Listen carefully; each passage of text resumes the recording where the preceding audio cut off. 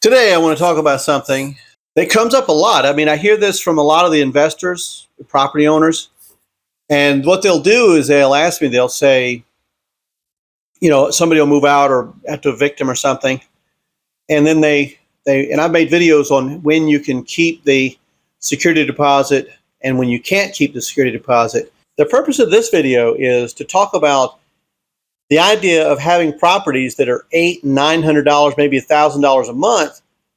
And then when the people move out and a turn, I mean, an average turn can cost $1,500, $1,600 easy.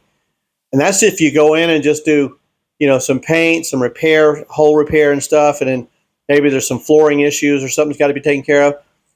But we had one recently that the turn ended up costing like almost $5,000. And the owner of the property asked me, he says, how much security deposit? I said, it's $1,000 a month property. So we got $1,000 a month security deposit.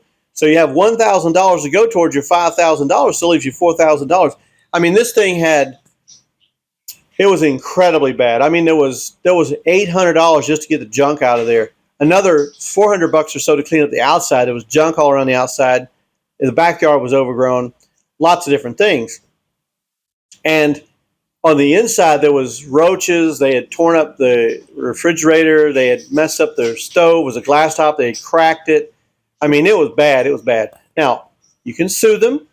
You can sue them for civil destruction of private property. You can possibly get some money out of them. But the problem is there's no attorney going to take that on contingency. So you're going to have to put out another $1,000, $1,500 or something like that for an attorney's fee on top of the bad. So it's just going, because in this case, I mean, they fulfilled the lease and moved out, but they probably don't have the money to pay you. You'll get a judgment against them. They'll never pay it. If you get a garnishment of a wages order, you might get paid. They bounce around from job to job. It's going to be hard to get that paid.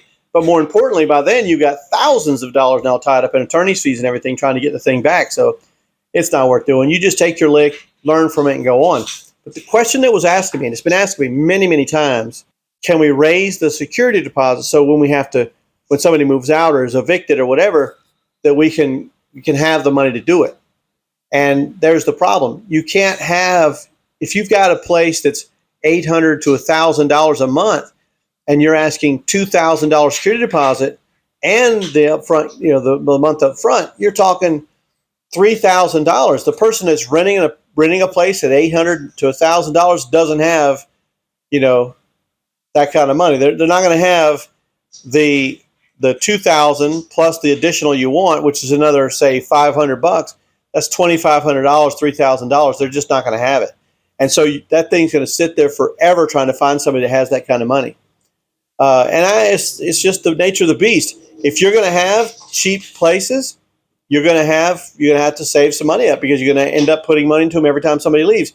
Most of the people that move in there, if they do leave, voluntarily, like their lease runs up or they just midnight move out on you, you're lucky, because a lot of those people, you got evictions. So now not only do you not have enough money in the security deposit to cover the turn, you don't have enough money in the security deposit to cover the attorney it takes to get them to eviction. You let a eviction go all the way to cop knock, you could quickly have $1,200 to $1,500 tied up if you get that far.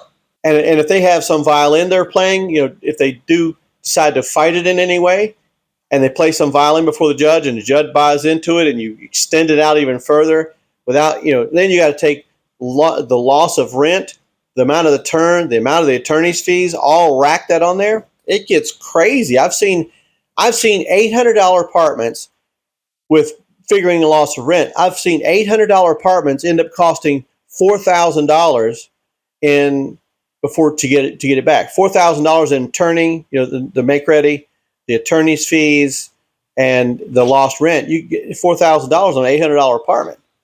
I mean, it's just the nature of the beast. So you got to understand that if you can't raise the rent, you're going to have to take some money and set it aside each time, so that when these people move out or get thrown out, you're going to have the difference. Now, what we do at Lynn Realty, we don't make you do that. We just foot the bill for you, and then as rent comes in, if you have other properties, if rent comes in at the next month on the other properties, then we just deduct it from that before we send you your disbursement, in the 15th or 10th or whatever it is. So, but anyway, just something to think about. You can't you're not going to get a person that has paying $800 a month to give you a security deposit of $1,600 and then the $800 on top of that. They're just not going to have the money. So that's something to think about. Thanks for watching.